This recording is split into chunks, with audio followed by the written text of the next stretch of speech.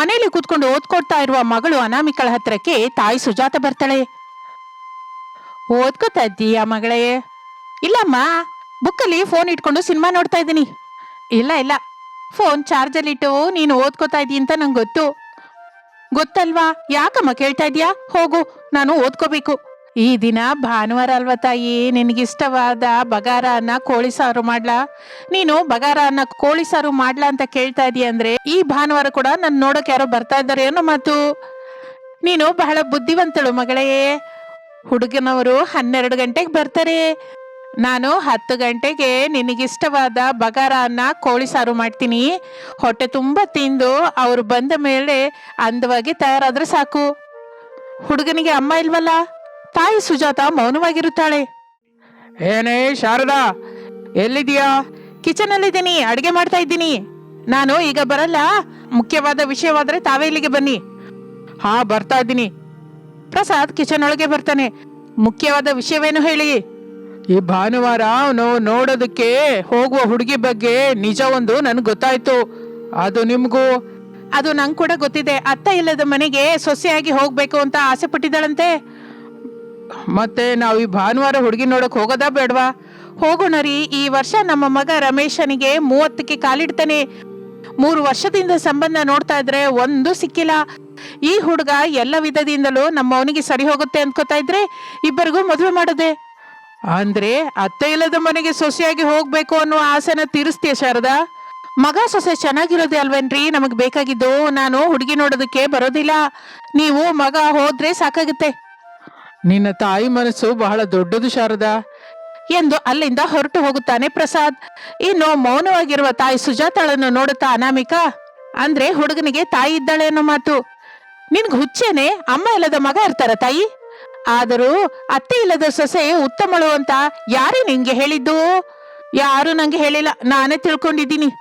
ನನ್ ಮಾತನ್ನ ಕೇಳು ತಾಯಿ. ಹುಡುಗನ ಹೆಸರು ರಮೇಶು, ತುಂಬಾ ಒಳ್ಳೆಯವನು ಎಂದು ತಾಯಿ ಸುಜಾತ ಇನ್ನು ಏನೋ ರಮೇಶನ ಬಗ್ಗೆ ಹೇಳ್ಬೇಕು ಅಂತ ಇರುವಾಗ ಮಾತಿನ ಮಧ್ಯದಲ್ಲಿ ಅನಾಮಿಕಾ ಸೇರ್ಕೊಂಡು, ಹೇಳು, ಹುಡುಗನ ಹೆಸರು ರಮೇಶ್ ಅಂತ, ರಾಮನಂತ ಗುಣ ಅಂತ, ಸಿನಿಮಾ ಹೀರೋ ತರ ಇದ್ದಾನೆ ಅಂತ, ಒಬ್ಬನೇ ಮಗ ಅಂತ, ಅವನಿಗೆ ಅಪ್ಪ ಅಮ್ಮ ಅಂದ್ರೆ ಪ್ರಾಣ, ಬೆಳಿಗ್ಗೆನೆ ಹೇಳ್ತಾನೆ, ಅವ್ರ ಕಾಲಿಗೆ ಮುಗಿತಾನೆ ಎಂದು ಅನಾಮಿಕಾ ಅನ್ನುತ್ತಾ ಇದ್ರೆ ಸುಜಾತಂಗೆ ಕೋಪ ಬರುತ್ತೆ. ನಿಲ್ಸೆ ತಾಯಿ, ನನಗೆ ಪಶು ಅಂತ ಪ್ರಾಣ ಹೇಳುವ ನಿನ್ನ ಮಾತಿನಿಂದಲೇ ನನಗೇನು ಇಷ್ಟವಾಗಿಲ್ಲ. ನನ್ನ ಡೈಲಾಗ್ ಕೂಡ ಅದೇ. ಅತ್ತೆ ಇಲ್ಲದ ಸಂಬಂಧ ಇದ್ರೆ ಹೇಳು, ಮದುವೆ ನೋಡೋದು ಕೂಡ ಇಲ್ಲದೆ ಆನಂದದಿಂದ ಮದುವೆ ಮಗಳ ಹಾಗೆ ಬಂದು ಮದುವೆ ಪೀಠದ ಮೇಲೆ ಕುತ್ಕೋತೀನಿ, 3 ಗಂಟು ಹಾಕಿಸ್ಕೋತೀನಿ, ಸಂತೋಷವಾಗಿ ಸಂಸಾರಕ್ಕೆ ಹೋಗ್ತೀನಿ ಎಂದು ಅನಾಮಿಕಾ ಹೇಳುತ್ತಾಳೆ. ತಾಯಿ ಸುಜಾತಂಗೆ ಕೋಪ ಬಂದು ಹೊರಟು ಹೋಗುತ್ತಾಳೆ. ಇನ್ನು ಆ ದಿನ ಭಾನುವಾರ. ಅನಾಮಿಕಾ ರಮೇಶರಿಗೆ ನೋಡಲಿಕ್ಕೆ ಬರ್ತಾರೆ. ರಮೇಶ್ ಅನಾಮಿಕಾ ಒಬ್ಬರನ್ನೊಬ್ಬರು ನೋಡ್ಕೋತಾರೆ. ಮದುಮಗನ ತಂದೆ ಮಾತ್ರ ಬಂದಿದ್ದಾರೆ ಅಂದ್ರೆ ಹುಡುಗನಿಗೆ ಅಮ್ಮ ಇಲ್ಲ ಅನ್ನೋ ಮಾತು ಎಂದು ತನ್ನಲ್ಲಿ ತಾನು ಅಂದುಕೊಳ್ಳುತ್ತಾಳೆ. ಅನಾಮಿಕಂಗೆ ಬಹಳ ಸಂತೋಷವಾಗುತ್ತದೆ. ಇಷ್ಟು ವರ್ಷಕ್ಕೆ ದೇವರು ನನ್ನ ಆಸೆ ತೀರಿಸಿದ್ದಾನೆ, ಈ ಸಂಬಂಧವನ್ನು ಬಿಡಬಾರದು. ಹುಡುಗನ ನೋಡಿದರೆ ಅಂದವಾಗಿದ್ದಾನೆ, ಮೇಲಾಗಿ ಅಮ್ಮ ಇಲ್ಲದವನು, ಅಷ್ಟೇ ನನಗೆ ಇಷ್ಟ ಬಂದ ಹಾಗೆ ಇರ್ಬೋದು ಅಂದುಕೊಂಡು ಮೇಲಕ್ಕೆ ಎಲ್ಲರ ಮುಂದೆ ಸ್ವಲ್ಪ ಭಯಪಡದೆ, ನನಗೆ ಹುಡುಗ ಹಿಡ್ಸಿದ್ದಾನೆ ಅಪ್ಪ, ಮದುವೆ ಮುಹೂರ್ತ ಇಟ್ಬಿಡಿ ಎಂದು ಹೇಳಿ ನಾಚಿಕೆಯಿಂದ ತನ್ನ ರೂಮಿನೊಳಗೆ ಹೋಗುತ್ತಾಳೆ. ಹಾಲಿನಲ್ಲಿ ದಿಗಿಲಿನಿಂದ ಕೂತ್ಕೊಂಡ ಮಗ ರಮೇಶನ ಹತ್ರಕ್ಕೆ ತಾಯಿ ಶಾರದಾ ಬರುತ್ತಾಳೆ. ತನಗೆ ಅತ್ತೆ ಇಲ್ಲ ಎಂದು ಅನಾಮಿಕಾ ಈ ಮದುವೆಗೆ ಒಪ್ಕೊಂಡಿದ್ದಾಳಮ್ಮ. ನಂಗೆ ಮೊದ್ಲು ಗೊತ್ತು ಮಗನೇ, ಅದಕ್ಕೆ ನಾನು ಹುಡುಗಿ ನೋಡೋಕೆ ಬರ್ಲಿಲ್ಲ. ಅದಲ್ಲಮ್ಮ, ನೀನಿಲ್ಲದೆ ಹುಡುಗಿ ನೋಡೋದು, ನೀನಿಲ್ಲದೆ ಮದುವೆ ಮಾಡ್ಕೊಳ್ಳೋದು, ನೀನಿಲ್ಲದೆ ಮನೇಲಿರೋದು ನನ್ನಿಂದ ಆಗಲ್ಲಮ್ಮ. ನಾನು ಹೋಗಿ ಅನಾಮಿಕಂಗೆ ನಿಜ ಹೇಳ್ತೀನಿ. ಬೇಡ ಮಗನೇ, ನಿನ್ನ ಮದುವೆ ಆಗಬೇಕು. ಈಗಾಗ್ಲೇ ನಿಂಗೆ 30 ನಡೀತಾ ಇದೆ. ಇನ್ನೂ ತಡ ಮಾಡೋದು ಕೂಡ ಅಷ್ಟು ಒಳ್ಳೇದಲ್ಲ. ವಿಧಿ ಬರಹ ಹೇಗೆ ಅಂತ ಬರ್ದಿದ್ದನೋ ಹಾಗೆ ನಡೆಯುತ್ತೆ. ಮಧ್ಯದಲ್ಲಿ ಬದಲಾಯಿಸೋಕೆ ನಾವೇನು ಹೇಳು ಎಂದು ಹೇಳುತ್ತಾ ಇರುವಾಗ ಪ್ರಸಾದ್ ಬರುತ್ತಾನೆ. ತುಂಬಾ ಚೆನ್ನಾಗಿ ಹೇಳಿದೆ ಶಾರದಾ. ಒಂದು ವಾರದಲ್ಲಿ ಮಗನಿಗೆ ಮದುವೆ, ಸೊಸೆ ಮನೆಗೆ ಬರ್ತಾಳೆ, ಮತ್ತೆ ನೀನೆಲ್ಲಿರ್ತೀಯ? ಶಾರದಾ ಮೌನವಾಗಿ ತಲೆ ತಗ್ಗಿಸುತ್ತಾಳೆ. ಅಮ್ಮ, ನಾನು ನಿನ್ ಬಿಟ್ಟು ಹೇಗಿರ್ಲಿ? ನೀನೇ ನನ್ನ ಪ್ರಪಂಚ ಅಲ್ವಾ? ನಿನ್ ಬಿಟ್ಟು ಸಂತೋಷವಾಗಿ ಇರಬಲ್ಲನಾ? ಮಗು ರಮೇಶ್, ತಾಯಿ ಅಂದ್ರೆ ನೆರಳಿನಂತವಳು. ಸೂರ್ಯ ಎಲ್ಲಿದ್ದರೂ ನೆರಳು ಬೆಂಬಿಡೋದಿಲ್ಲ. ನಿನ್ನ ಸಂತೋಷಕ್ಕಾಗಿ ಆ ನೆರಳು ಸ್ವಲ್ಪ ದೂರವಾಗಿ ನಿಂತ್ರೆ ತಪ್ಪೇನೋ? ನಂಗೆ ಮದುವೆ ಬೇಡಮ್ಮ. ನೀನು ಮದುವೆ ಆದ್ರೇನೆ ನನಗೆ ತೃಪ್ತಿ ಆಗುತ್ತೆ ಮಗನೇ. ನಿನ್ನ ಹೆತ್ತ ದಿನದಿಂದ ನಿನ್ನ ಆನಂದವೇ ನನ್ನ ಆಶೆ. ನಿನಗಾಗಿ ನನ್ನನ್ನು ಕೂಡ ಬಿಡ್ತಾ ಇದ್ದೀನಿ. ಈ ಮನೆ ಕೂಡ ಬಿಡ್ತಾ ಇದ್ದೀನಿ. ನೀನು ಮದುವೆ ಮಾಡ್ಕೋಬೇಕು, ಸಂತೋಷವಾಗಿರ್ಬೇಕು ಎಂದು ಶಾರದಾ ಅಲ್ಲಿಂದ ದುಃಖದಿಂದ ಹೊರಟು ಹೋಗುತ್ತಾಳೆ. ಇನ್ನು ಹೊಸ ಸೊಸೆ ಅನಾಮಿಕಾ ಶಾರದಳ ಮನೆಯಲ್ಲಿ ಕಾಲಿಡುತ್ತಾಳೆ. ಸಂತೋಷದಿಂದ ಅಡುಗೆ ಕೆಲಸ, ಮನೆ ಕೆಲಸ ಮಾಡಿಕೊಳ್ಳುತ್ತಾ ಮಾವ ಪ್ರಸಾದನಿಗೆ, ಗಂಡ ರಮೇಶನಿಗೆ ಗಮ್ಮಂತ ಟಿಫಿನ್ ಊಟ ಮಾಡಿಕೊಡುತ್ತಾ ಬಹಳ ಸಂತೋಷವಾಗಿರ್ತಾಳೆ. ಶಾರದಾ ಮಾತ್ರ ಅದೇ ಊರಿನಲ್ಲಿ ಒಂದು ಚಿಕ್ಕ ಮನೆಯಲ್ಲಿ ಬಾಡಿಗೆಗಿರ್ತಾಳೆ. ಯಾವಾಗಿಂದ ಅವಾಗ ಸೊಸೆ ಬಗ್ಗೆ, ಮಗನ ಬಗ್ಗೆ ತಿಳ್ಕೊತಾ ಇರ್ತಾಳೆ. ಸೊಸೆ ಕೈ ಅಡಿಗೆ ಅಮೋಘ ಅಂದ್ಕೋ ಎಂದು ಪ್ರಸಾದ್ ದಿನಕ್ಕೊಂದು ತಿಂಡಿ ಅಡಿಗೆ ಜೊತೆ ಊಟ ತಂದು ಕೊಡ್ತಾ ಇರ್ತಾನೆ. ಮಗ ಸೊಸೆ ಸಂತೋಷವಾಗಿರ್ತಾರೆ ಅಂತ ಹೇಳ್ತಾ ಇರ್ತಾನೆ. ಶಾರದಾ ಎಷ್ಟೋ ಸಂತೋಷ ಪಡ್ತಾಳೆ. ಸ್ವಲ್ಪ ದಿನಕ್ಕೆ ಹೆಸರಿಗೆ ದೊಡ್ಡ ಮನೆ, ಸಂಭ್ರಮ ಮಾತ್ರ ಇಲ್ಲ. ಅವರು ಆಫೀಸ್ಗೆ ಹೊರಟೋಗ್ತಾರೆ. ಮಾವಯ್ಯ ತೆಂಗಿನಕಾಯಿ ವ್ಯಾಪಾರಕ್ಕೆ ಹೊರಟೋಗ್ತಾರೆ. ನಾನು ಒಬ್ಳೆ ಮನೆಯಲ್ಲಿ ಇರ್ತೀನಿ. ಮನೆಯೆಲ್ಲ ನಿಶಬ್ದ. ಅದೇ ಅತ್ತೆ ಇದ್ದಿದ್ರೆ ಏನು ಬಿಡು, ಅವರು ಮಾವಯ್ಯ ತಿರುಗಿ ರಾತ್ರಿಗೆ ಬರ್ತಾರೆ. ಮನೆ ಧೂಳು ಹೊಡೆಯೋ ಕೆಲಸ ಇಟ್ಕೋತೀನಿ ಎಂದು ಒಂದು ಸ್ಟೂಲ್ ಹಿಡ್ಕೊತಾಳೆ. ಉದ್ದನೆ ಕೋಲ್ ಹಿಡಿದುಕೊಂಡು ಆ ಸ್ಟೂಲ್ ಮೇಲೆ ನಿಂತ್ಕೊಂಡು ಮನೆಗೆ ಹಿಡಿದ ಬೂಜು ತೆಗಿತಾ ಇರ್ತಾಳೆ. ಒಂದು ನಿಮಿಷ ಕಳೆಯುತ್ತೋ ಇಲ್ವೋ ಧಡಿಯಿಲ್ಲ ಅಂತ ಕೆಳಗೆ ಬೀಳುತ್ತಾಳೆ. ತುಂಬಾ ಏಟಾಗುತ್ತೆ. ಅನಾಮಿಕಂಗೆ ಅಳು ಬರುತ್ತೆ. ಈಗ ನಾನು ಹೇಗೆ ಹೇಳ್ಬೇಕು, ಕಾಲ್ ಹಿಡಿದು ಬಿಟ್ಟಿದೆ. ಇಂತಹ ಸಮಯದಲ್ಲಿ ಅತ್ತೆ ಇದ್ದಿದ್ರೆ ಏನೋ ಒಂದು ರೀತಿಯಿಂದ ನನ್ನ ನೆಪ್ಸಿ ರೂಮ್ ಒಳಗೆ ಕರ್ಕೊಂಡು ಹೋಗ್ತಾ ಇದ್ಲು, ಮಸಾಜ್ ಮಾಡ್ತಾ ಇದ್ಲು. ಈಗ ಮನೆಯಲ್ಲಿ ಯಾರೂ ಇಲ್ಲ. ನನಗೆ ನಾನೇ ಅತ್ತೆ ಇಲ್ಲದ ಸೊಸೆ ಉತ್ತಮ ಅಂತ ಹೇಳಿದ ಮಾತು ಸುಳ್ಳನ್ನ ಮಾತು. ತಿದ್ದಿಕೊಳ್ಳಲಾರದೆ ತಪ್ಪು ಮಾಡಿದ್ದೀನಿ ಎಂದು ಅನಾಮಿಕ ದುಃಖ ಪಡುತ್ತಾ ಕಣ್ಣೀರಿನಿಂದ ಹಾಗೆ ಮಲ್ಕುತ್ತಾಳೆ. ಇನ್ನು ಕತ್ತಲಾಗುತ್ತದೆ. ರಮೇಶ್ ಆಫೀಸಿನಿಂದ ಮನೆಗೆ ಬರುತ್ತಾನೆ. Calling bell ಒತ್ತುತ್ತಾನೆ. ಅನಾಮಿಕ ಅತಿ ಕಷ್ಟದಿಂದ ಬಂದು ಬಾಗಿಲು ತೆಗೆಯುತ್ತಾಳೆ. ಕಣ್ಣೀರಿನಿಂದಿರುವ ಅನಾಮಿಕಳನ್ನು ನೋಡಿ, ಏನಾಯ್ತು ಎಂದು ಕೇಳುತ್ತಾನೆ. ಆಗ ಅನಾಮಿಕ ತಾನು ಕೆಳಗೆ ಬಿದ್ದ ವಿಷಯ ಹೇಳುತ್ತಾಳೆ. ತಕ್ಷಣ ರಮೇಶ್ ಅನಾಮಿಕಳನ್ನು ಎತ್ತಿಕೊಂಡು ರೂಮಿನೊಳಗೆ ಕರ್ಕೊಂಡು ಹೋಗಿ ಬೆಡ್ ಮೇಲೆ ಮಲಗಿಸುತ್ತಾನೆ. ಡಾಕ್ಟರ್ ಜೊತೆ ಫೋನಲ್ಲಿ ಮಾತನಾಡಿ ಮನೆಯಲ್ಲಿರುವ ಪೇನ್ ಕಿಲ್ಲರ್ ಟ್ಯಾಬ್ಲೆಟ್ಸ್ ಕೊಡುತ್ತಾನೆ. ಅನಾಮಿಕ ಮಲಗುತ್ತಾಳೆ. 1 ಗಂಟೆಯ ನಂತರ ಪ್ರಸಾದ್ ಮನೆಗೆ ಬರುತ್ತಾನೆ. ವಿಷಯ ತಿಳಿದುಕೊಳ್ಳುತ್ತಾನೆ. ನಿಮ್ಮ ಅಮ್ಮಂಗೆ ಹೇಳೋಣ ಮಗನೇ. ಬೇಡಪ್ಪ, ಇಲ್ಲಿ ವಿಷಯ ಅಮ್ಮಂಗೆ ಹೇಳಬೇಡಿ. ಅತ್ತೆ ಇಲ್ಲದ ಮನೆ ಬೇಕು ಅಂತ ಕೋರಿಕೊಂಡ ಅನಾಮಿಕಂಗೆ ಅತ್ತೆ ಬೆಲೆ ತಿಳಿಬೇಕು. ಯಾವಾಗ ಅವಳಿಗೆ ನಂಗ್ ಕೂಡ ಅತ್ತೆ ಇದ್ರೆ ಚೆನ್ನಾಗಿರುತ್ತೆ ಅಂತ ಫೀಲಿಂಗ್ ಅಲ್ಲಿ ಅನಾಮಿಕ ಬರ್ತಾಳೋ ಆಗ ಅಮ್ಮನ ಬಗ್ಗೆ ಹೇಳಿ ಅಮ್ಮನ್ನ ಮನೆಗೆ ಕರೆತರೋಣ. ಸರಿ ಮಗ್ರಿ, ನಾನು ನಿಮ್ಮ ಅಮ್ಮನ ಹತ್ರ ತಿಂದು ಬಂದಿದ್ದೀನಿ, ನೀನು ಆರ್ಡರ್ ಮಾಡ್ಕೊಂಡು ತಿನ್ನು. ಬೇಡಪ್ಪ, ನಂಗೆ ಹಸುವೆ ಇಲ್ಲ, ನೀವು ಹೋಗಿ ಮಲ್ಕೊಳ್ಳಿ ಎಂದು ಹೇಳುತ್ತಲೇ ಪ್ರಸಾದ್ ತನ್ನ ರೂಮಿನೊಳಗೆ ಹೊರಟು ಹೋಗುತ್ತಾನೆ. ರಮೇಶ್ ಅನಾಮಿಕಳ ಹತ್ತಿರ ಬಂದು, ಅನಾಮಿಕಾ ಮಲಗಿದ್ದಾಳೆ, ನಾನು ಕೂಡ ತುಂಬಾ ಸುಸ್ತಾಗಿದ್ದೀನಿ ಎಂದು ರಮೇಶ್ ಕೂಡ ಮಲಗುತ್ತಾನೆ. ಇನ್ನು ಅನಾಮಿಕ ಎದ್ದು ಹಾಲ್ಗೆ ಬರುತ್ತಾಳೆ. ರಮೇಶ್ ಪ್ರಸಾದ್ ಹೊರಟು ಹೋಗಲಿಕ್ಕೆ ಸಿದ್ಧವಾಗಿರುತ್ತಾರೆ. ಆಗ್ಲೇ ರೆಡಿ ಆದ್ರ? 10 ನಿಮಿಷ ಟಿಫಿನ್ ರೆಡಿ ಮಾಡ್ತೀನಿ. ಬೇಡ ಅನಾಮಿಕಾ, ಟೈಮ್ ಆಗ್ತಾ ಇದೆ ಆಫೀಸ್ಗೆ. ಹೌದಮ್ಮ ಸೊಸೆ, ಮನೆ ಹತ್ರ ನೀನು ಜಾಗೃತಿಯಾಗಿರು ಎಂದು ಹೇಳಿ ಇಬ್ಬರು ಹೊರಟು ಹೋಗುತ್ತಾರೆ. ಮತ್ತೆ ಮನೆಯೆಲ್ಲ ನಿಶ್ಶಬ್ದ. ಅನಾಮಿಕಂಗೆ ಹಾಗೆ ಹಿಡಿಸಲಿಲ್ಲ. ಹೊರಗೆ ಬರುತ್ತಾಳೆ. ಧೂಳು ಕಸದಿಂದ ಮನೆ ಮುಂದೆ ಕೂಡ ಹಿಡಿಸಲಿಲ್ಲ. ಅತಿ ಕಷ್ಟದಿಂದ ಎಲ್ಲ ಕ್ಲೀನ್ ಮಾಡುತ್ತಾಳೆ. ಹಾಗೆ ಮನೆ ಕೆಲಸ, ಅಡುಗೆ ಕೆಲಸ ಪೂರ್ತಿ ಮಾಡುತ್ತಾಳೆ. 2 ದಿನದ ನಂತರ ಅನಾಮಿಕಾ ಜ್ವರದಿಂದ ಬೆಡ್ ಮೇಲೆ ಒಂಟಿಯಾಗಿ ಮಲಗಿರುತ್ತಾಳೆ. ಅವರಿಗೆ ಫೋನ್ ಮಾಡಿದ್ರೆ ಬಿಸಿ ಅಂತ ಇದ್ದಾರೆ. ಮಾವಯ್ಯ ಮನೆ ಹತ್ರ ಇರು ಅಂತ ಹೇಳಿದ್ರೆ ವ್ಯಾಪಾರ ಏಟು ತಿನ್ನುತ್ತೆ ಅಂತಾರೆ. ಅಮ್ಮಂಗೆ ಫೋನ್ ಮಾಡಿ ಬಾ ಅಂತ ಹೇಳಿದ್ರೆ ಅತ್ತೆ ಇಲ್ಲದ ಸೊಸೆಯಾಗಿರ್ಬೇಕು ಅಂದ್ಕೊಂಡೆ ಅಲ್ವಾ, ಹಾಗೆ ಇರು, ನಾನು ಬರಲ್ಲ ಅಂತ ಹೇಳಿದ್ದಾಳೆ. ಈಗ ನನ್ನ ಯಾರು ನೋಡ್ಕೋತಾರೆ ಅಂದುಕೊಳ್ಳುತ್ತಾ ಕಣ್ಣೀರು ಹಾಕಿಕೊಳ್ಳುತ್ತಾಳೆ. ಅತ್ತೆ ಇದ್ದಿದ್ರೆ ನನ್ನ ಹತ್ರ ಕೂತ್ಕೊಂಡು ಔಷಧಿ ಕೊಟ್ಟು ತಲೆ ಸವರ್ತಾ ಇದ್ರೇನೋ. ನಮ್ಮ ಅತ್ತೆ ಸೊಸೆಯರ ಜಗಳದಿಂದ ಮನೆಯೆಲ್ಲ ಗಲಾಟೆಯಿಂದಿರ್ತಾ ಇತ್ತು. ನಾನೇ ನನ್ನ ಸ್ವಾರ್ಥಕ್ಕಾಗಿ ಅತ್ತೆ ಇಲ್ಲದ ಸೊಸೆ ಉತ್ತಮಳು ಎಂದು ಎಲ್ಲ ಆನಂದವನ್ನು ದೂರ ಮಾಡ್ಕೊಂಡೆ. ನಾನೆಷ್ಟು ದೊಡ್ಡ ತಪ್ಪು ಮಾಡಿದ್ದೇನೋ ಈಗ ಅರ್ಥವಾಗ್ತಾ ಇದೆ ಎಂದು ದುಃಖ ಪಡುತ್ತಾ ಇರುವಾಗ ರಮೇಶ್ ಮನೆಗೆ ಬರ್ತಾನೆ. ಇಲ್ಲಿ ನೋಡಿ, ಹೇಗೆ ಮಾಡ್ತಿರೋ ಏನ್ ಮಾಡ್ತಿರೋ ನಂಗೆ ಗೊತ್ತಿಲ್ಲ. ನಂಗೆ ಅತ್ತೆ ಬೇಕು. ಅತ್ತೆ ಇಲ್ಲದ ಮನೆಯಲ್ಲಿ ನಾನು ಇರಲಾರೆ. ನಂಗೆ ಅತ್ತೆ ಬೇಕು. ಏನ್ ಮಾತಾಡ್ತಾ ಇದೀಯ ಅನಾಮಿಕಾ? ನಿನ್ಗೆ ಅತ್ತೆನ ತಕೊಂಡ್ಬರ್ಬೇಕಾ? ಇದೇನ ಆಸೆ ನಿನಗೆ? ಅತ್ತೆನ ತರ್ಬೇಕು ಅಂತಂದ್ರೆ ನಮ್ಮ ಅಪ್ಪಂಗೆ ಮದ್ವೆ ಮಾಡ್ಬೇಕು. ಯಾಕೆ ರೀ ಸುಳ್ಳು ಹೇಳ್ತೀರಾ? ನನ್ನ ಮದ್ವೆ ಮಾಡ್ಕೋಬೇಕು ಅಂತ ಅತ್ತೆನ ಒಂದು ಚಿಕ್ಕ ಮನೇಲಿ ಇಟ್ಟಿದ್ದೀರಾ ಅಂತ ನನ್ಗೆ ತಿಳಿದು ಹೋಗಿದೆ. ತಿಳಿದು ಬಿಡ್ತಾ? ಹೇಗೆ ಅನಾಮಿಕಾ? ಮಾವಯ್ಯ ಒಂದು ದಿನ ಫೋನಲ್ಲಿ ಮಾತಾಡ್ತಾ ಇದ್ರೆ ಕೇಳಿಸ್ಕೊಂಡೆ. ಆಗ ಅರ್ಥವಾಯ್ತು ನನ್ನ ಆಸೆ ಎಷ್ಟು ತಪ್ಪು ಅಂತ. ಸರಿ ಅನಾಮಿಕಾ, ನಿನ್ಗೆ ಹೇಗೂ ನಿಜ ತಿಳಿದು ಹೋಗಿದೆ ಅಲ್ಲ, ನಾನು ಹೋಗಿ ಅಮ್ಮನ ಕರ್ಕೊಂಡ್ ಬರ್ತೀನಿ ಎಂದು ರಮೇಶ್ ಹಾಲ್ಗೆ ಬರುತ್ತಾನೆ. ಶಾರದಾ ಪ್ರಸಾದರು ಕಾಣಿಸುತ್ತಾರೆ. ಸೊಸೆಗೆ ಜ್ವರ ಅಂತ ಹೇಳ್ತಲೇ ತಡಿಲಾರ್ದೆ ಬಂದ್ಬಿಟ್ಟೆ ಮಗನೇ. ಹೋಗಮ್ಮ, ಅನಾಮಿಕಂಗೆ ನಿಜ ತಿಳಿದಿದೆ. ಅತ್ತೆಯ ಅಗತ್ಯವೇನು ಅಂತ ಅರ್ಥವಾಗಿದೆ. ಅವಳೇ ನಿನ್ನ ಕರ್ಕೊಂಬ ಅಂತ ಹೇಳಿದ್ದಾಳೆ. ನಾನು ನಿನ್ನ ಹತ್ರನೇ ಹೊರಟೆ. ಎಂದು ಹೇಳುತ್ತಾ ಇರುವಾಗ ಅನಾಮಿಕಾ ಅತಿ ಕಷ್ಟದಿಂದ ಹಾಲ್ಗೆ ಬರುತ್ತಾಳೆ. ಅತ್ತೆ ಶಾರದಾಳನ್ನು ನೋಡಿ ಕಾಲ್ ಮೇಲೆ ಬೀಳುತ್ತಾಳೆ. ಶಾರದಾಳ ಮನಸ್ಸು ಕರಗುತ್ತದೆ. ಇನ್ನು ಆಗಿನಿಂದ ಅತ್ತೆ ಸೊಸೆಯರ ಸಂಭ್ರಮದಿಂದ ಮನೆ ಎಷ್ಟೋ ಕಳೆಕಳೆಯಾಗಿರುತ್ತೆ. ಇದು ಇಂದಿನ ಕತೆ. ಮತ್ತೊಂದು ಆಸಕ್ತಿಕರ ಕತೆ ಜೊತೆ ಮತ್ತೆ ಸೇರೋಣ. ಅಲ್ಲಿವರೆಗೂ ವಿರಾಮ. ನಮಸ್ತೆ. ಶಾರದಾಳ ಮಗಳು ಮಮತಾ ಸಿಟಿಯಲ್ಲಿ ಹಾಸ್ಟೆಲ್ನಲ್ಲಿ ಇರುತ್ತಾ ಓದ್ತಾ ಇರ್ತಾಳೆ. ಅವಳ ಜೊತೆ ಆ ರೂಮಿನಲ್ಲಿ ಯೂಟ್ಯೂಬರ್ ಸ್ಮೈಲಿಯಾಗಿ ಹೇಳಿಕೊಳ್ಳುವ ಲಲಿತಾ ಕೂಡ ಇರುತ್ತಾಳೆ. ಇಬ್ಬರು ಒಳ್ಳೆಯ ಫ್ರೆಂಡ್ಸ್. ಒಂದು ದಿನ ಲಲಿತಂಗೆ ಯಾವುದರ ಮೇಲೆ ವಿಡಿಯೋ ತೆಗೆಯಬೇಕು ಮಾಡಬೇಕು ಎಂದು ಅರ್ಥವಾಗುವುದಿಲ್ಲ. ದಿಗಿಲಿನಿಂದಿರುತ್ತಾಳೆ. ಏನೋ ಯೂಟ್ಯೂಬರ್ ಸ್ಮೈಲಿ ಅವರೇ, ಈ ದಿನ ದಿಗಿಲಿಂದ ಕೂತಿದ್ದೀರಾ? ಈ ದಿನ ವಿಡಿಯೋ ಮಾಡೋದಕ್ಕೆ, ವಿಡಿಯೋ ತೆಗಿಯೋದಕ್ಕೆ ಯಾವ ಟಾಪಿಕ್ಕು ಸಿಕ್ಕಿಲ್ವೇ? ಹಬ್ಬ ನಂಬೇಕಾ? ನಂಬಿದ್ರೆ ನಂಬೋ, ಇಲ್ಲ ಅಂದ್ರೆ ಇಲ್ಲ.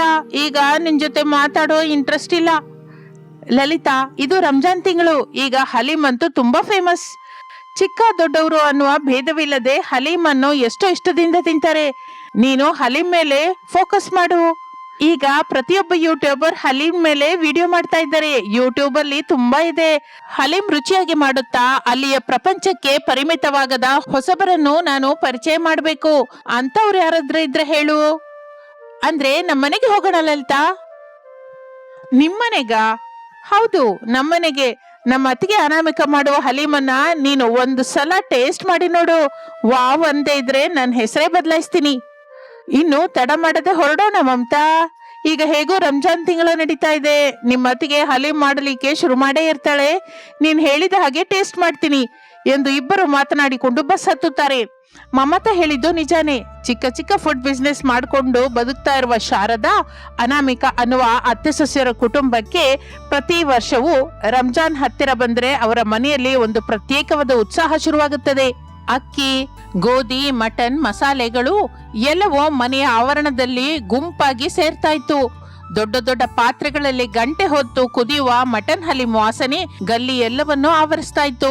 ಆ ಸೀಸನ್ ನಲ್ಲಿ ಬರುವ ದುಡ್ಡೇ ಅವರ ವರ್ಷದ ಖರ್ಚಿಗೆ ಬಲವಾಗಿ ನಿಲ್ತಾ ಇತ್ತು.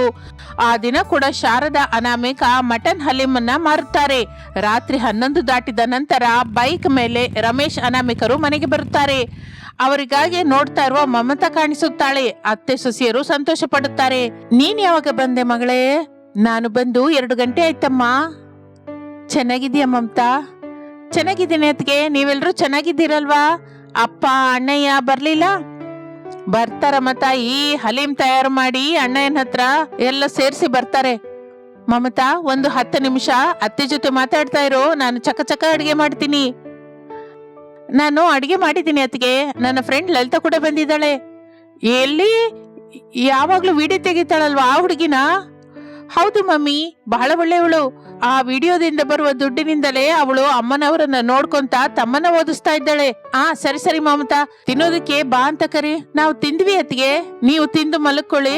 ಅಮ್ಮ, ನೀನು ಅಪ್ಪ. ಹಾಗೆ ತಾಯಿ, ನೀವು ನಮ್ಮ ರೂಮಲ್ಲಿ ಮಲಗ್ತೀರಾ, ನಾನು ನಿಮ್ಮ ಅಪ್ಪ ಹಾಲಲ್ಲಿ ಮಲಗ್ತೀವಿ. ಹೋಗಿ ಮಲಕ್ಕೊಳ್ಳಿ. ಇನ್ನು ಮಮತಾ ಹೊರಟು ಹೋಗುತ್ತಾಳೆ. ಅತ್ತೆ ಸೊಸೆಯರು ಮಾತನಾಡಿಕೊಳ್ಳುತ್ತಾ ಇರುವಾಗ ಒಂದು ಅರ್ಧ ಗಂಟೆ ಕಳೆದ ನಂತರ ರಮೇಶ್, ಪ್ರಸಾದರು ಬರುತ್ತಾರೆ. ಎಲ್ಲರೂ ಸೇರಿ ಅನ್ನ ತಿನ್ನುತ್ತಾ ಇರ್ತಾರೆ. ಆಗ ಪ್ರಸಾದ್ ಸಂತೋಷದಿಂದ, ನನ್ನ ಬಂಗಾರು ಮರಿ ಬಂದಿದ್ಯಾ?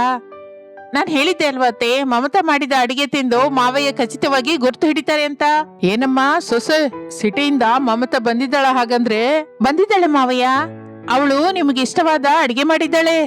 ಮತ್ತೆ ಅವಳನ್ನ ಬಿಟ್ಟು ನಾವೇ ಯಾಕೆ ತಿಂತಾ ಇದ್ದೀವಿ? ನಿಮ್ಮ ತಂಗಿ ಮಮತಾ ಅವಳ ಫ್ರೆಂಡ್ ಲಲಿತಾ ತಿಂದು ಮಲಗಿದ್ದಾರೆ. ಈಗ ನಾವು ತಿಂತಾ ಇದ್ದೀವಿ. ಈಗಾಗ್ಲೇ ಬಹಳ ಲೇಟ್ ಆಗಿದೆ. ತಿಂದ್ಬಿಡಿ, ಮಗಳು ಪ್ರಯಾಣ ಮಾಡಿ ತುಂಬಾ ಸುಸ್ತಾಗಿದ್ದಾಳೆ ಎಂದು ಶಾರದಾ ಹೇಳುತ್ತಲೇ ಇನ್ನು ಯಾರು ಏನೋ ಮಾತನಾಡದೆ ತಿನ್ನುತ್ತಾರೆ. ಇನ್ನು ಮಾರನೇ ದಿನ ಅನಾಮಿಕಾ ಅಡಿಗೆ ಮಾಡುತ್ತಾ ಇರುವಾಗ ಮಮತಾ, ಲಲಿತಾ ರೆಡಿಯಾಗಿ ಕಿಚನ್ ಒಳಗೆ ಬರ್ತಾರೆ. ಲಲಿತಾಳನ್ನು ಪರಿಚಯ ಮಾಡುತ್ತಾಳೆ ಮಮತಾ. ಅತ್ತಿಗೆ, ನೀವು ಮಟನ್ ಹಲೀಮ್ ಮಾಡೋದ್ರಲ್ಲಿ ಸ್ಪೆಷಲಿಸ್ಟ್ ಅಂತೆ. ನನ್ನ ಮೇಲೆ ಅಭಿಮಾನದಿಂದ ಮಮತಾ ಹಾಗೆ ಹೇಳ್ತಾಳೆ. ಲಲಿತಾ, ನಿಜಕ್ಕೂ ಅವಳ ಮಾತನ್ನ ನಂಬೇಡ. ಲಲಿತಾ, ನಮ್ಮ ಅತ್ತಿಗೆಗೆ ಹೊಗಳಿಕೆ ಅಂದ್ರೆ ಇಷ್ಟವಿಲ್ಲ. ನಮ್ಮ ಅತ್ತಿಗೆ ಮಾಡುವ ಮಟನ್ ಹಲೀಮಲ್ಲಿ ಒಂದು ಪ್ರತ್ಯೇಕವಾದ ರುಚಿ ಇದೆ. ನಿಜ ಹೇಳು ಅತ್ತಿಗೆ, ಒಂದು ಸಲ ತಿಂದವರು ತಪ್ಪದೆ ಬರ್ತಾರಾ ಇಲ್ವಾ ಎಂದು ಮಮತಾ ಕೇಳುತ್ತಾ ಇರುವಾಗ ಆಗಲೇ ಅಲ್ಲಿಗೆ ಶಾರದಾ ಬರುತ್ತಾಳೆ. ಅವರ ಮಾತುಗಳನ್ನ ಕೇಳಿಸ್ಕೊತಾಳೆ. ಲಲಿತಾ, ಮಮತಾ ಹೇಳಿದ್ದು ನಿಜ ಅಮ್ಮ. ಅನಾಮಿಕಾ ನನ್ನ ಸೊಸೆ ಅಂತ ಹೇಳ್ಕೊಳ್ಳೋದೆಲ್ಲ ಹೊರತು ಮಟನ್ ಹಲೀಮ್ ತುಂಬಾ ಚೆನ್ನಾಗಿ ಮಾಡ್ತಾಳೆ. ನನ್ಗೂ ಇದಕ್ಕೂ ಮೊದಲು ಹೇಳಿದ್ಲು. ಇದೆಲ್ಲ ಅವಳ ಅಜ್ಜಿಯಿಂದ ಕಲ್ತ್ಕೊಂಡ ರಹಸ್ಯ ಮಸಾಲ ಕಲೆ ಅಂತ ಹೇಳಿದ್ದಾಳೆ. ನಿಜ ಲಲಿತಾ, ಪ್ರತಿ ರಂಜಾನ್ನಲ್ಲಿ ಈ ಅತ್ತೆ ಸೊಸೆಯರ ಮಟನ್ ಹಲೀಮ್ ಮುಂದೆ ತುಂಬಾ ಕ್ಯೂ ಇರುತ್ತೆ. ಸಾಯಂಕಾಲವಾಗುತ್ತೆ, ಆಗ ನಿಂಗೆ ಗೊತ್ತಾಗುತ್ತೆ. ಅದ್ಗೆ ಇನ್ನು ನಾನು ನಿನ್ನ ಫೇಮಸ್ ಮಾಡ್ತೀನಿ ನೋಡು. ಲಲಿತಾ, ನನ್ನನ್ ಫೇಮಸ್ ಮಾಡೋದಲ್ಲ, ಹಲೀಮ್ನ ಫೇಮಸ್ ಮಾಡು. ಈ ರಂಜಾನ್ ಸೀಸನ್ ಆದ್ಮೇಲೆ ಆದಾಯ ಮತ್ತೆ ಕಡಿಮೆ ಆಗುತ್ತೆ, ಆರ್ಥಿಕ ಒತ್ತಡ ಮತ್ತೆ ಶುರುವಾಗುತ್ತೆ. ಪ್ರತಿದಿನ ಸಾಯಂಕಾಲ ಕುಟುಂಬವೆಲ್ಲ ಕೂತ್ಕೊಂಡು ಖರ್ಚಿನ ಬಗ್ಗೆ ಮಾತಾಡ್ಬೇಕು. ಅತ್ತಿಗೆ, ನೀನು ಮಾಡುವ ಮಟನ್ ಹಲೀಮ್ ಅಷ್ಟು ಚೆನ್ನಾಗಿದ್ರೆ ಅದನ್ನ ವರ್ಷವಿಡೀ ಮಾರಾಟ ಮಾಡಿದ್ರೆ ಚೆನ್ನಾಗಿರುತ್ತಲ್ವಾ? ಹಲೀಮ್ ಅಂದ್ರೆ ರಂಜಾನ್ ಸ್ಪೆಷಲ್ ಆದ್ರಿಂದ ತಗೋತಾರೆ, ತಿಂತಾರೆ. ಸೀಸನ್ ಆದ್ಮೇಲೆ ಯಾರು ತಗೋತಾರಮ್ಮ ಎಂದು ಶಾರದಾ ಅನ್ನುತ್ತಾಳೆ. ಅತ್ತಿಗೆ, ಈಗ ಫುಡ್ ಟ್ರೆಂಡ್ಸ್ ಬದಲಾಗಿ ಹೋಗಿದೆ. ಜನರು ಏನಾದ್ರೂ ರುಚಿಯಾಗಿದ್ರೆ ಯಾವಾಗಾದ್ರೂ ತಿಂತಾರೆ. ನಾವು ಬ್ರ್ಯಾಂಡಿಂಗ್ ಬದಲಾಯಿಸಬೇಕು, ಪ್ಯಾಕೇಜ್ ಅನ್ನ ಉತ್ತಮ ಪಡಿಸ್ಕೋಬೇಕು ಎಂದು ಲಲಿತಾ ವಿವರಿಸುತ್ತಾಳೆ. ಲಲಿತಾಳ ಮಾತಿನಲ್ಲಿ ನಂಬಿಕೆ ಬರುತ್ತದೆ. ಮಮತಾ ಕೂಡ ಲಲಿತಂಗೆ ಒತ್ತೆಯಾಗಿ ನಿಲ್ಲುತ್ತಾಳೆ. ಸೋಷಿಯಲ್ ಮೀಡಿಯಾದಲ್ಲಿ ಪ್ರಮೋಟ್ ಮಾಡೋಣ, ಆಫರ್ ಇಡೋಣ ಎಂದು ಲಲಿತಾ ಹೇಳುತ್ತಾಳೆ. ಅದು ಅತ್ತೆ ಸೊಸೆಯರಿಬ್ಬರಿಗೂ ಹಿಡಿಸುತ್ತದೆ. ಇಷ್ಟರಲ್ಲಿ ರಮೇಶ್ ಪ್ರಸಾದರು ದೊಡ್ಡ ಚೀಲದಲ್ಲಿ ಮಟನ್ ತಗೊಂಡು ಬೈಕ್ ಮೇಲೆ ಮನೆಗೆ ಬರುತ್ತಾರೆ. ಅಲ್ಲೋಡು, ನಿಮ್ಮ ಅಪ್ಪ ಅಣ್ಣಯ್ಯ ಮಟನ್ ತಗೊಂಡ್ ಬರ್ತಾ ಇದ್ದಾರೆ. ಸೊಸೆ, ನಾವು ಮಟನ್ ಹಲೀಮ್ ತಯಾರು ಮಾಡುವ ಕೆಲಸ ಶುರು ಮಾಡಬೇಕು. ಹಾಗೆ ಅತ್ತೆ ಎಂದು ಅನಾಮಿಕಾ ಹೇಳುತ್ತಾಳೆ. ಮಮತಾ ಲಲಿತಾ ಇಬ್ಬರು ಹೊರಗೆ ಬರುತ್ತಾರೆ. ಪ್ರಸಾದ್ ಮಗಳು ಮಮತಾಳನ್ನು ನೋಡಿ ಸಂತೋಷ ಪಡುತ್ತಾನೆ. ಆಪ್ಯಾಯತೆಯಿಂದ ಮಗಳನ್ನು ಅಪ್ಪಿಕೊಳ್ಳುತ್ತಾನೆ. ತಂದೆ ಪ್ರಸಾದ್ನನ್ನು ನೋಡಿ ಮಮತಾ ಎಷ್ಟೋ ಸಂತೋಷ ಪಡುತ್ತಾಳೆ. ಆ ನಂತರ ಅಣ್ಣಯ್ಯ ರಮೇಶ್ ಎಷ್ಟೋ ಅನುರಾಗದಿಂದ ಮಾತನಾಡುತ್ತಾನೆ. ರಮೇಶನ್ಗೆ ತನ್ನ ತಂಗಿಯನ್ನು ನೋಡುತ್ತಾಳೆ, ಕಣ್ಣೀರು ಬರುತ್ತದೆ. ಅದೇ ನಣಿಯ, ನಾನು ಮನೆಗೆ ಬಂದ್ರೆ ಕಣ್ಣೀರ್ ಹಾಕೋತ್ಯಾ, ಹಾಸ್ಟೆಲ್ಗೆ ಹೋದ್ರು ಕಣ್ಣೀರ್ ಹಾಕೋತ್ಯಾ ಎಂದು ಮಮತಾ ಅನ್ನುತ್ತಾ ಇದ್ದರೆ ಆಗಲೇ ಶಾರದಾ ಅನಾಮಿಕಾ ಹೊರಗೆ ಬರುತ್ತಾರೆ. ನಿಮ್ಮ ಅಣ್ಣನ ಕಣ್ಣೀರಿಗೆ ಅರ್ಥನ ನನ್ನ ಬಿಟ್ಟು ಬೇರೆ ಯಾರಿಗೂ ಹೇಳಕ್ಕಾಗಲ್ಲ ಮಮತಾ. ನಾನ್ ಹೇಳ್ತೀನಿ ಸೊಸೆ. ಹೇಳಿ ಅತ್ತೆ. ಮಮತಾ ಬಂದಾಗ ಆನಂದದಿಂದ ಬರುವ ಕಣ್ಣೀರು, ಅವಳು ಹಾಸ್ಟೆಲ್ಗೆ ಹೋಗುವಾಗ ದುಃಖದಿಂದ ಬರುವ ಕಣ್ಣೀರು. ನಿಜವೇನಮ್ಮ? ನಿಜಾನೇ ಅತ್ತೆ. ಮಮತಾಳ ಕುಟುಂಬವನ್ನು ನೋಡ್ತಾ ಇರುವ ಲಲಿತಂಗೆ ತನ್ನ ತಾಯಿ ತಂದೆ ನೆನಪಿಗೆ ಬರುತ್ತಾರೆ. ಮಮತಾ ಲಲಿತಾಳನ್ನು ಎಲ್ಲರಿಗೂ ಪರಿಚಯ ಮಾಡಿಸುತ್ತಾಳೆ. ಇನ್ನು ಲಲಿತಾ ವಿಷಯ ಹೇಳುತ್ತಾಳೆ. ಮೊದಲಲ್ಲಿ ರಮೇಶ್ ಕೂಡ ಸಂದೇಹಿಸುತ್ತಾನೆ, ಆದರೆ ಪ್ರಯತ್ನ ಮಾಡದೇ ಇರೋದು ಕೂಡ ಅಷ್ಟು ಒಳ್ಳೆಯದಲ್ಲ ಎಂದು ಆಲೋಚಿಸಿ ಲಲಿತಂಗೆ ಪರ್ಮಿಷನ್ ಕೊಡುತ್ತಾನೆ. ಇನ್ನು ಕುಟುಂಬವೆಲ್ಲ ಸೇರಿ ಚಿಕ್ಕ ಪ್ಲಾನ್ ತಯಾರು ಮಾಡುತ್ತಾರೆ. ಹಲೀಮ್ ಕೇವಲ ರಂಜಾನ್ ಸ್ಪೆಷಲ್ ಅಲ್ಲದೆ ಹೆಲ್ದಿ ಪ್ರೋಟೀನ್ ಆಗಿ ಜನರಿಗೆ ಪರಿಚಯ ಮಾಡಬೇಕು ಅಂತ ಪ್ರಯತ್ನ ಮಾಡೋಣ. ಹಾಗೆ ಮಾಡಮ್ಮ, ನಿನ್ನ ಹಿಂದೆ ನಾವಿರ್ತೀವಲ್ಲ, ನಿಂಗೆ ಎಲ್ಲ ವಿಧದಿಂದ ಸಹಾಯ ಸಹಕಾರ ಕೊಡ್ತೀವಿ ಎಂದು ಅನಾಮಿಕಂಗೆ ಬೆಟ್ಟದಂತ ಭರವಸೆ ಕೊಡುತ್ತಾರೆ. ಆ ದಿನದಿಂದ ಅತ್ತೆ ಸೊಸೆಯರು ಸೇರಿ ರೋಡ್ ಮೇಲೆ ಮಟನ್ ಹಲೀಮ್ ಮಾರದೆ ಬಸ್ ಸ್ಟ್ಯಾಂಡ್ ಹತ್ತಿರದಲ್ಲಿ ಚಿಕ್ಕ ಶಾಪ್ ಅನ್ನು ಬಾಡಿಗೆಗೆ ತಗೋತಾರೆ. ಅನಾಮಿಕಾ ಹಲೀಮ್ ಎನ್ನುವ ಬೋರ್ಡ್ ಇಡುತ್ತಾರೆ. ಹೊಸದಾಗಿ ಲೋಗೋ ಡಿಸೈನ್ ಮಾಡುತ್ತಾರೆ. ಪ್ಯಾಕೇಜಿಂಗ್ ಆಗಿ ಚಿಕ್ಕ ಕಂಟೈನರ್ ಗಳನ್ನ ಕೊಂಡ್ಕೊತಾರೆ. ಕಸ್ಟಮರ್ಗೆ ಹೋಮ್ ಡೆಲಿವರಿ ಕೂಡ ಪ್ರಾರಂಭಿಸುತ್ತಾರೆ. ಲಲಿತಾ ಪ್ರತಿಯೊಂದನ್ನು ಶೂಟ್ ಮಾಡಿ ತನ್ನ ಚಾನೆಲ್ ಅಲ್ಲಿ ಪೋಸ್ಟ್ ಮಾಡಲಿಕ್ಕೆ ಶುರು ಮಾಡುತ್ತಾಳೆ. ಮೊದಲು ಕೆಲವು ವಾರಗಳು ಕಷ್ಟವಾಗಿ ಅನಿಸುತ್ತದೆ. ಏನು ಸೊಸೆ ಇದು, ದಿನಕ್ಕೂ 5-6 ಆರ್ಡರ್ ಮಾತ್ರನೇ ಬರ್ತಾ ಇದೆ. ಹೀಗೆ ಆದ್ರೆ ನಾವಿಟ್ಟ ಶಾಪಿನ ರೆಂಟ್ ಕೂಡ ಬರಲ್ಲ, ನಮ್ಮ ಕಷ್ಟಗಳು ಹೆಚ್ಚಾಗುತ್ತೆ. ಹೌದಮ್ಮ ಅನಾಮಿಕಾ, ನಮ್ಗೆ ತಿಳಿದವರು ಇದು ರಂಜಾನ್ ಸೀಸನ್ ಅಲ್ವಲ್ಲ, ಯಾಕೆ ಹಲೀಮ್ ಮಾರ್ತಾ ಇದ್ದೀರಾ ಅಂತಾರೆ. ದುಡ್ಡು ಕಳ್ಕೋಬೇಕು ಅಂತ ಅಷ್ಟು ಆಸೆ ಆಗಿದ್ಯಾ ಅಂತ ವ್ಯಂಗ್ಯ ಮಾಡ್ತಾ ಇದ್ದಾರಮ್ಮ. ಯಾರು ಎಷ್ಟು ಮಾತಂದ್ರು ಹಚ್ಕೋಬೇಡಿ ಮಾವಯ್ಯ, ವಿಜಯ ನಮಗೆ ಬರುತ್ತೆ ಎಂದು ಅನಾಮಿಕಾ ಧೈರ್ಯ ಹೇಳಿ ತನ್ನ ರುಚಿಯ ಮೇಲೆ ವಿಶ್ವಾಸ ಕಳೆದುಕೊಳ್ಳಲಿಲ್ಲ. ಲಲಿತಾ ಸೋಷಿಯಲ್ ಮೀಡಿಯಾದಲ್ಲಿ ವಿಡಿಯೋ ಇಡುತ್ತಾಳೆ. ಹಲೀಮ್ ತಯಾರಿ ವಿಧಾನ, ಹೈಜೀನ್, ಕ್ವಾಲಿಟಿ ಬಗ್ಗೆ ವಿವರಿಸುತ್ತಾಳೆ. ಲಲಿತಾ ಮಮತಾ ತಿಳಿದವರಿಗೆ ಫ್ರೀಯಾಗಿ ಸ್ಯಾಂಪಲ್ಸ್ ಕೊಡುತ್ತಾರೆ. ಸ್ವಲ್ಪ ದಿನದಲ್ಲಿಯೇ ಮಾತಿಗೆ ಪ್ರಚಾರ ಶುರುವಾಗುತ್ತದೆ. ರಂಜಾನ್ ಸೀಸನ್ ಆದರೂ ಇಷ್ಟು ರುಚಿಯಾಗಿ ಹಲೀಮ್ ಎಲ್ಲಿಯೂ ಸಿಕ್ಕೋದಿಲ್ಲ. ನನ್ನನ್ನು ನಂಬಿ ತಿಂದು ನೋಡಿ, ಹಿಡಿಸಿದ್ರೆ ದುಡ್ಡು ಕೊಡಿ ಎಂದು ಹೇಳುತ್ತಾಳೆ. ಆ ವಿಡಿಯೋ ತುಂಬಾ ವೈರಲ್ ಆಗುತ್ತದೆ. ಆ ದಿನದಿಂದ ಅವರ ಶಾಪ್ ಮುಂದೆ ಮತ್ತೆ ಕ್ಯೂ ಶುರುವಾಗುತ್ತದೆ. ಆದಾಯ ಕ್ರಮವಾಗಿ ಹೆಚ್ಚಾಗುತ್ತದೆ. Chicken haleem, veg haleem, mini family pack, ಪ್ರತಿ ವಾರ ಒಂದು ಸ್ಪೆಷಲ್ ಆಫರ್ ಇಡ್ತಾ ಬರುತ್ತಾರೆ. ಹಾಗೆ ಅತ್ತೆ ಸೊಸೆಯರ ಮಟನ್ ಹಲೀಮ್ ಹೆಸರಿನಿಂದ ಶುರುವಾದ ಹಲೀಮ್ ಪ್ರಯಾಣ ಅವರನ್ನು ಮತ್ತಷ್ಟು ಮುಂದಕ್ಕೆ ತೆಗೆದುಕೊಂಡು ಹೋಗುತ್ತೆ. ಇದು ಇಂದಿನ ಕತೆ. ಮತ್ತೊಂದು ಆಸಕ್ತಿಕರ ಕತೆ ಜೊತೆ ಮತ್ತೆ ಸೇರೋಣ. ನಮಸ್ತೆ.